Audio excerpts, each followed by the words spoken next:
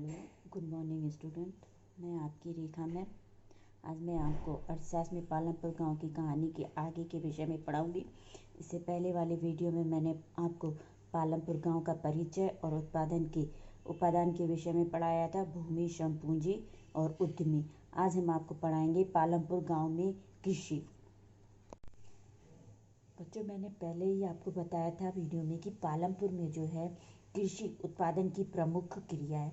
यहाँ वहाँ जाने पर 75% परिवार जो है वो कृषि कार्यों में लगे हुए हैं और 25% परिवार जो है गैर कृषि क्रियाओं में लगे हुए हैं।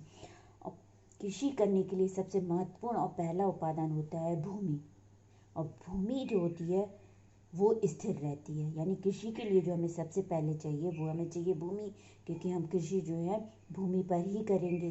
तो इस भूमि के लिए जो होती है कृषि स्थिर रहती है।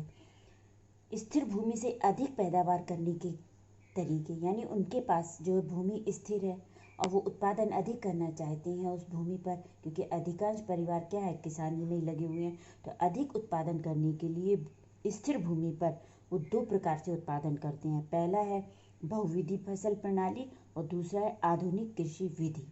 तो बहुविधि फसल प्रणाली को समझने से पहले हमें ये समझना है 3 फसलें। सबसे पहला आता है खरीफ की फसल, जो कि बरसात के मौसम में बोई जाती है। इसमें आपके ज्वार, बाजरा, धान वगैरह आता है।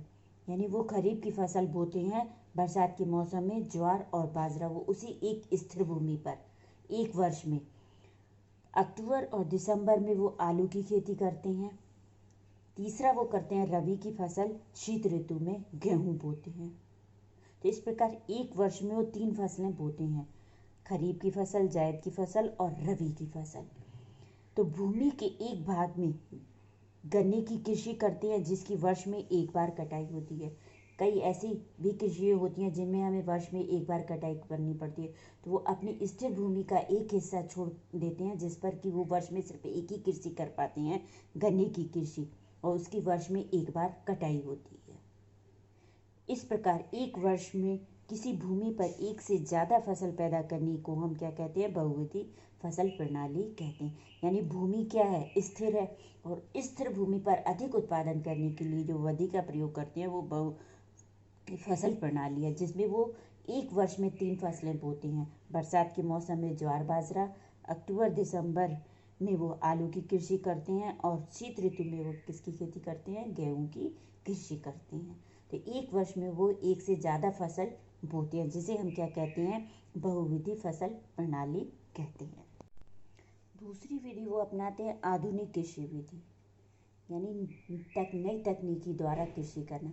इसके अंतर्गत क्या होता है, आधुनिक कृषि विधियों में HYV के बीज बोना, बिजली सिंचाई की सुविधा होना, आधुनिक मशीन यानी थ्रेशर, ट्रैक्टर आदि का प्रयोग करना, रासायनिक उर्वरकों का प्रयोग करना, कीटनाशक दवाइयों का प्रयोग करके कृषि उत्पादन क्षमता में वृद्धि करना। जैसे कि आज के आधुनिक युग में पंजाब है, हरियाणा है, पश्चिमी उत्तर प्रदेश है, यहाँ पर इन आधुनिक कृषि द्वारा गेहूं की उत्पादन क्षमता में वृद्धि की जाती है। उसी तरह पालमपुर गांव में भी आधुनिक कृषि द्वारा वो लोग क्या करते हैं, उत्पादन क्षमता में वृद्धि करते हैं। यानी बिजली की सुविधा तो वहाँ पर ऑलरेडी है, मैंने आपको पहले ही परिचय में बता दिया था कि पालमपुर गांव में हर घर में बिजली है, सिंचाई की सुविधाएं वहाँ पर है, आधुनिक मशीनें है, रासायनिक उर्वरकों और कीटनाशकों का प्रयोग करके वो उत्पादन क्षमता में वृद्धि करते हैं।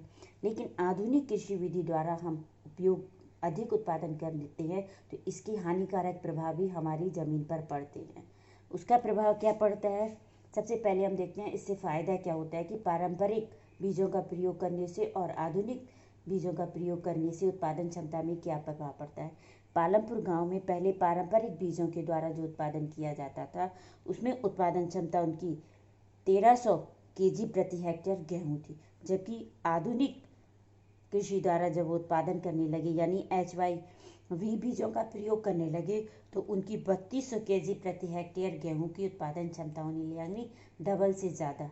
लेकिन इस आधुनिक कृषि विधियों का प्रयोग करने से इसके कई हानिकारक प्रभाव भी पड़ते हैं। वो हानिकारक प्रभाव क्या है, सबसे पहला है आधुनिक कृषि विधियों में प्राकृतिक संसाधनों का अतिदोहन हो जाता है। जो हमें प्राकृतिक संसाधन प्रकृति द्वारा मिले हैं, जल है, भूमि है, इन सब का प्रयोग क्या होता है, अतिदोहन हो जाता है। खनिज है, दूसरा, उर्वरकों के अधिक प्रयोग से मिट्टी की उर्वरता कम हो जाती है। यानी हम उर्वरक प्रयोग करते हैं उत्पादन क्षमता करने के बढ़ाने के लिए, तो मिट्टी की जो प्राकृतिक उर्वरता है, जो उसकी स्वयं की उर्वरता है, वो धीरे धीरे क्या होने लगती है, कम होने लगती है, और एक समय आता है कि वो नष्ट होकर भूमि बंजर बन जाती है। तीसरा, नलकूपों से सिंचाई के कारण भूमिगत जल का जल स्तर कम हो जाता है, क्योंकि हमें आधुनिक कृषि करने के लिए सिंचाई की अधिक आवश्यकता पड़ती है, और सिंचाई की अधिक आवश्यकता होने के कारण हम क्या है, नलकूपों द्वारा भूमिगत जल का प्रयोग अधिक करते हैं, जिससे भूमिगत जल का स्तर भी धीरे धीरे नीचे होता जा रहा है। मिट्टी की उर्वरता और भूमिगत जल को एक बार नष्ट होने के बाद पुनर्जीवित करना बहुत कठिन होता है। जब ये चीज़ें खत्म होने लगती है, भूमि की उर्वरता नष्ट होने लगती है, भूमि का जल स्तर नीचे चला जाता है, तो इसको दोबारा जीवित करनी बहुत ही कठिन होता है। यानी इसका हानिकारक प्रभाव भी हमारी ज़मीन पर पड़ रहा है।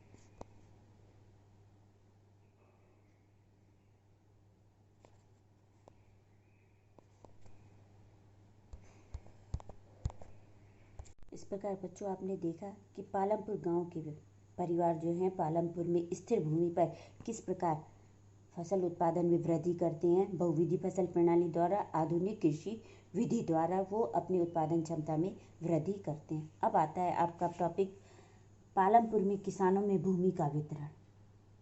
पालमपुर में किसानों में भूमि का वितरण जो है बहुत असमान है। खेती के भूमि बहुत महत्वपूर्ण है। कृषि करने के लिए हमें क्या है, भूमि सबसे महत्वपूर्ण संसाधन है। लेकिन दुर्भाग्यवश खेती के काम में लगे सभी लोगों के पास खेती के लिए पर्याप्त भूमि नहीं है। यानी पालमपुर गांव में जो 450 परिवार हैं, उनके पास, सभी व्यक्तियों के पास भूमि नहीं है। जैसे कि आप इस डायग्राम में देख रहे हैं कि 450 परिवार हैं, जिनमें से 1/3 यानी 150 परिवार जो है वो भूमिहीन किसान हैं। यानी उनके पास अपनी कोई भूमि नहीं है। 240 परिवार ऐसे हैं जिनके पास 2 हेक्टेयर से कम भूमि है, और 60 परिवार कुल ऐसे हैं जिनके पास 2 हेक्टेयर या 2 हेक्टेयर से अधिक भूमि है। यानी 450 परिवार में 150 परिवार जो है वो भूमिहीन किसान हैं। और ये भूमिहीन किसान जो होती हैं, ये बड़े किसानों के खेतों पर कार्य करके अपने परिवार का और अपना भरण पोषण करते हैं, या अन्य किसी गैर कार्यों में लगे हुए हैं। इसको आप इस डायग्राम से और आसानी से समझ सकते हैं, जो आपकी बुक में दिया हुआ है। ये है कृषि चित्र, ये कृषकों की संख्या। 85% संख्या जो है मझोले और बड़े किसानों की है, जिनके पास 2 हेक्टेयर से अधिक भूमि है। और सीमांत एवं छोटे कृषक हैं आपके, ये डार्क कलर के, जिनके पास 2 हेक्टेयर से भी कम जमीन है। तो मंझोले और जो 15% सीमांत एवं छोटे किसान हैं, उनके पास है 55.44% जमीन। और जो 85% मंझोले और बड़े किसान हैं, उनके पास है 44.60% जमीन। यानी सीमांत या छोटे किसान जो है, उनके पास सिर्फ 55.40% जमीन है। और जो कि 50 मंझोले और बड़े किसान हैं, उनके पास 44.60 जमीन है। या आप इस डायग्राम से भी समझ सकते हैं कि कैसे वितरण असमान है। या आप देख रहे हैं, बड़े और किसानों के लिए बड़े बड़े बने हुए हैं, और छोटे और सीमांत किसानों के ये छोटे छोटे खेत बने दिखाए गए हैं, जो कि ये छोटे किसानों के हैं, और सीमांत किसानों के, जिनके पास 2 हेक्टेयर से भी कम जमीन है, जो सिर्फ अपने अपने परिवार का भरण पोषण करने के लिए इस पर कृषि कर पाते हैं। और ये बड़े किसानों की ज़मीन है, आप देख रहे हैं, इसकी डबल और तिबल हिस्सा। ये तो इस तरह पालमपुर में क्या है, भूमि का जो वितरण है वो असमान है।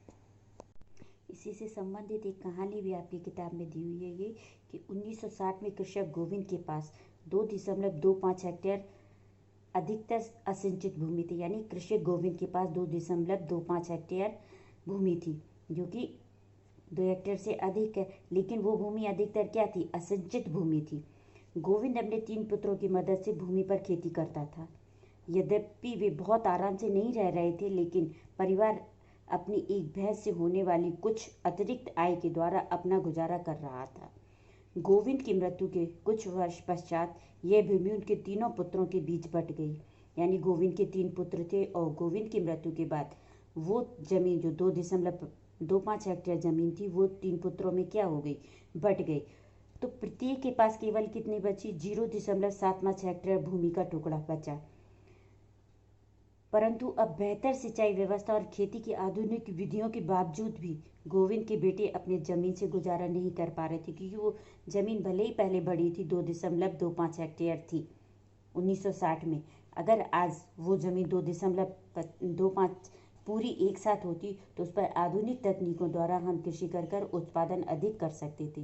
लेकिन उसकी मृत्यु के बाद वो 3 टुकड़ों में बट गई, यानी हर एक किसान को 0.75 जमीन मिली, और जिस पर छोटे खेत पर आधुनिक कृषि यंत्रों द्वारा कृषि करना क्या है, नामुमकिन है। तो गुजारा नहीं कर पा रहे। वर्ष में कुछ भाग में उन्हें अतिरिक्त कार्य भी ढूंढना पड़ता है, और वो अतिरिक्त कार्य बड़े और मंझिले किसानों के खेतों पर कार्य करके वो पूरा करती हैं। आज के लिए इतना काफ़ी बेटा। शेष नेक्स्ट वीडियो में। बाय।